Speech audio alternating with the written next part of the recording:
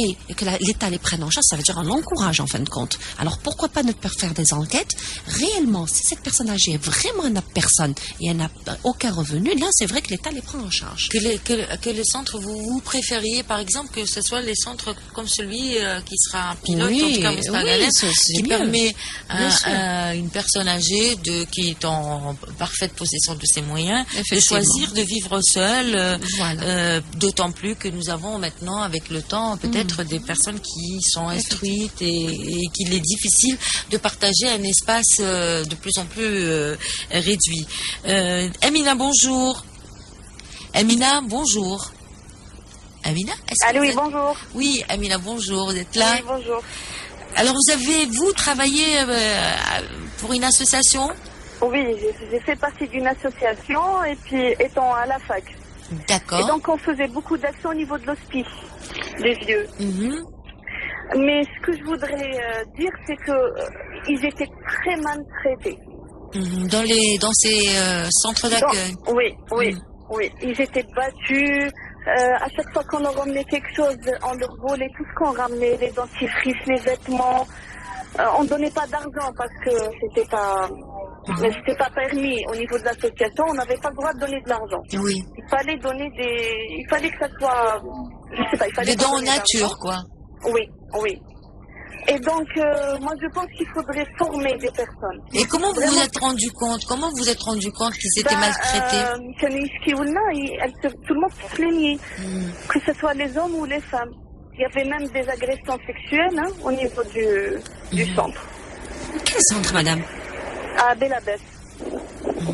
Enfin, c'est difficile. Il faudra mener des enquêtes pour conclure qu'il y avait des agressions sexuelles, parce que c'est très grave comme accusation pour se permettre de dire ça. On a fait ça pendant 3 ans. Est-ce que vous avez, par exemple, signalé ça? Parce que c'est votre rôle également de signaler. Mais ils sont... je sais pas comment vous expliquer. Moi, à la longue, j'ai abandonné. Parce que ça me faisait trop mal. Ça me faisait trop mal. Oui, mais quand on possède ce genre d'informations, se taire, c'est une forme de complicité. Il fallait peut-être signaler ça à la police ou... Oui, on a signalé ça à la police. Ils ont fait des enquêtes.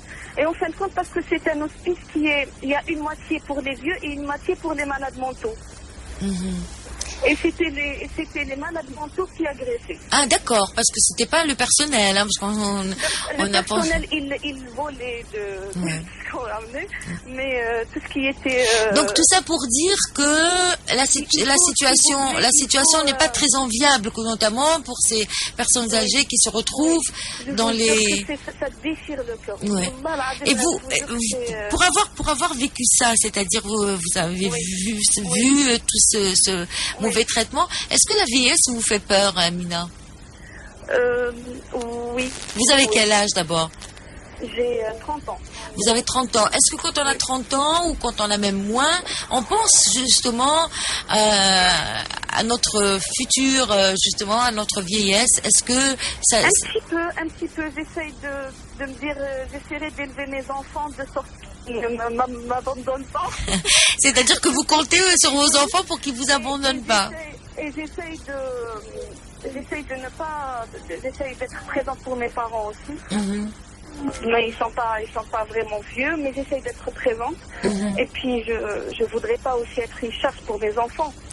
J'essaye d'assurer mon avenir, moi aussi de mon côté, pour ne pas vraiment les embêter. Et de quelle façon, selon vous, Amina? J'économise, j'ai mon chez moi, mon mari est en bonne santé, alhamdoulilah, on essaye de bien manger. Donc, cela dit, ça veut dire que la vieillesse se prépare. Pardon? C'est ce que vous êtes en train de nous dire, c'est que une bonne vieillesse, ça se prépare. C'est ça. C'est-à-dire préserver sa santé,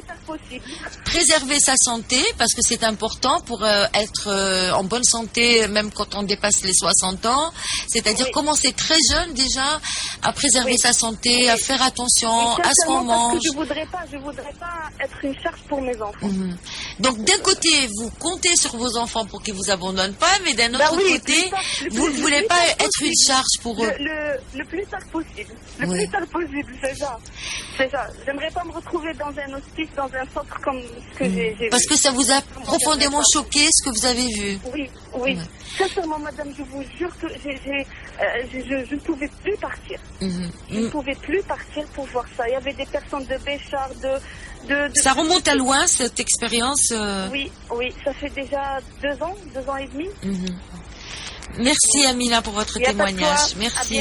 Allez, au revoir. 10h43 minutes. Vous pouvez encore nous appeler pour justement nous parler de la place des vieux et des vieilles dans notre société, du 3e âge. Comment la société perçoit ces personnes âgées? Est-ce qu'elle les perçoit comme des personnes inutiles, ou est-ce que nous avons encore cette tradition, cette culture de prendre en charge nos personnes âgées, de les traiter correctement et de ne pas les abandonner? C'est tout le travail que fait l'association Ihsan avec l'association SOS 3e âge, qui se bat pour que les personnes âgées vivent dans la dignité, même si elles sont seules, parce qu'il arrive que des personnes n'aient pas de famille, qu'elles soient seules. Moi, je dirais qu'avec mon expérience, je m'excuse Amina, mais en réalité, nous sommes opérationnels depuis 2000. Cela est vrai que nous partons sur le territoire national dans tous les centres, mais nous n'avons jamais constaté cela. Seulement, c'est vrai qu'il y a des personnes âgées malades mentaux avec les personnes âgées normaux. Ça, c'est vrai, c'est notre conseil, c'est notre combat actuellement. C'est-à-dire que souvent, ils se retrouvent ensemble dans des mêmes centres. Effectivement.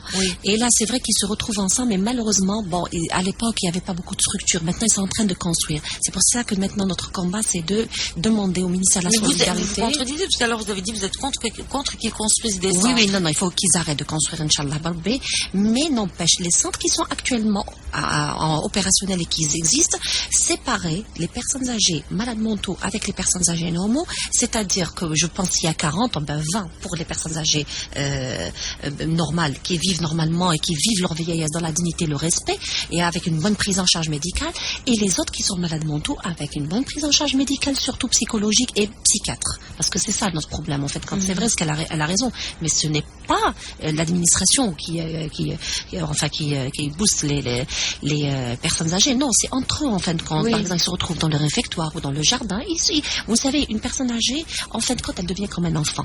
C'est un bébé qui revient au premier âge. Il ne faut pas non plus infantiliser les personnes âgées.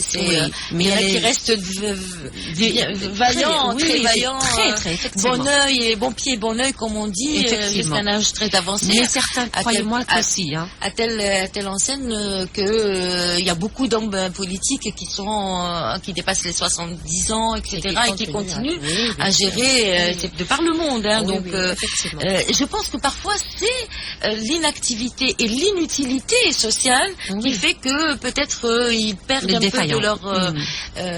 Werda, bonjour. Bonjour. Werda, bonjour. Bonjour, écoutez, moi je voudrais apporter ma contribution modeste. Oui, on vous écoute, Werda. Moi je suis assistante sociale. Oui. Et j'avoue que vers les années où j'ai commencé mon travail, à savoir 66-67, il y avait déjà le problème qui se posait. Maintenant, il se pose beaucoup plus, avec beaucoup plus d'acuité, parce que la pyramide déjà a changé, l'espérance de vie s'est élevée. C'est élevé, puis la natalité a baissé, donc... Donc, nous avons maintenant la problématique des personnes âgées. Ce qu'il y a, c'est que c'est pas le fait de créer des centres de gardiennage. Qu'est-ce qu'on fait maintenant? Le ministère de la Solidarité, jusqu'à maintenant, les pouvoirs publics, créent des centres. Ils mettent des directeurs qui ne sont pas des directeurs, qui sont des gardiens de prison. Et l'encadrement n'est pas spécialisé. Il y a des personnes âgées, on les mélange avec des personnes grabataires, je m'excuse du terme qui est péjoratif, qui sont totalement dépendantes et qui vivent avec des maladies chroniques et qui ont besoin de services spéciaux. Et khaltoum, mabada. Et le personnel, je ne vous dis pas, il n'est pas formé. Et ces personnes âgées, qu'est-ce qu'ils ont besoin? C'est vrai, d'un toit. Parce que les enfants, maintenant, pour des raisons X ou Y, par rapport à l'exécutivité du logement, parce qu'ils veulent vivre seuls, parce que, on ne doit pas culpabiliser les enfants. C'est les pouvoirs publics. C'est à l'État de prendre en charge cette catégorie de personnes. Pour offrir des centres dignes de ce nom, avec un personnel formé. Mais vous êtes d'accord pour que, par exemple, tout à l'heure, c'est ce que nous dit notre invitée qui s'occupe, qui est présidente de l'association Yahsen, elle dit que nous avons besoin d'assistance sociale sur le terrain pour justement aider les pouvoirs publics à recenser toutes ces personnes âgées qui sont dans le besoin, etc. Les travailleurs sociaux, en l'occurrence les assistants sociales, c'est à nous de détecter dans les milieux qu'on voit par rapport à d'autres problèmes qu'on traite, les personnes âgées. Moi, j'ai placé des personnes âgées au niveau du centre de Saint-Augustin à Annaba, qui est tenu par des religieuses. Je vous dis la vérité, il est tenu d'une manière impeccable. C'est un centre qui doit être référent. Qui devienne un centre formateur, selon vous. Référent, oui. Tout à fait. Oui. C'est un modèle. Ouais. Et on devrait former des travailleurs sociaux, des auxiliaires de vie, qui vivent. D'ailleurs, c'est des propositions pour résorber le chômage. Il y a beaucoup de jeunes qui... Il y a des possibilités d'emploi.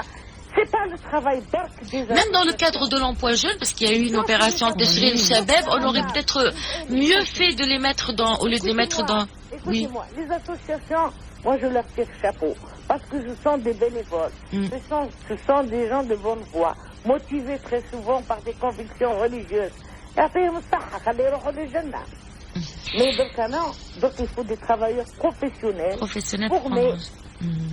Ils sont payés parce que c'est leur travail. C'est un service public en collaboration avec la société civile, en complémentarité. Parce que, l'association, c'est des gens qui ne sont pas formés. Ils disent le goût la personne âgée en la maternant, en l'infantilisant, alors qu'elle n'a pas besoin de ça. Elle doit être traitée comme une personne, malgré son âge, qui a un savoir-faire et qu'on doit la rendre utile. Et surtout mélanger les jeunes avec les personnes âgées qui sont valides, qui ont des savoir-faire, qui peuvent venir dans les quartiers apprendre un métier de cordonnier, il y a des savoir-faire chez les personnes âgées.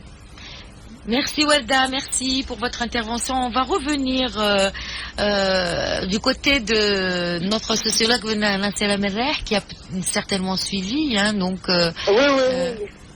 Nassera, vous avez suivi? Oui, j'ai suivi et je voulais juste apporter bien ma façon donc de remettre les choses un petit peu dans un contexte presque scientifique. On parle des personnes âgées et on les infantilise. Ce qui est grave, c'est que quand on dit qu'elles ont besoin de soins, elles sont différentes d'un bébé, parce qu'un bébé a besoin de soins parce qu'il ne sait pas encore faire. Par contre, une personne âgée, quand on l'infantilise, on l'humilie parce que cette personne se sent diminuée, c'est une personne qui a fait beaucoup de choses. Et après, on la ramène à un stade où elle est infantilisée. Quand on mélange dans un même centre des personnes malades, des personnes âgées mais valides, souvent on met aussi des enfants abandonnés, etc., etc. C'est-à-dire que quelque part, même les structures administratives considèrent ces personnes, et je suis désolée si je dois utiliser des termes qui peut-être choquent, mais ils sont vrais. C'est-à-dire que c'est comme si c'était les rebuts de la société. On les met dans un centre, on ramasse tout le monde. Je n'oserais pas dire une décharge, mais c'est presque ça. C'est-à-dire que c'est des personnes inutiles. C'est des personnes qui sont rejetées.